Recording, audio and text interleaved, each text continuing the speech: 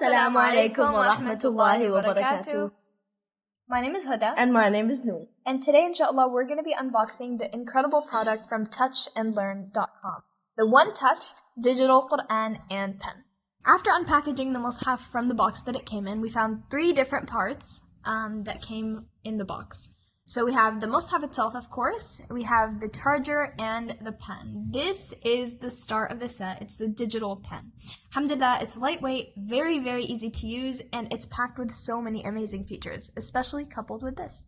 It's also chargeable with a USB-C port, so that's, alhamdulillah, makes it, easy to do, because we all have one of these chargers at home. The pen explains tajweed rules, translation, and even vocabulary, making it perfect for learners. اللغة الإنجليزية. And I swear by the self-reproaching person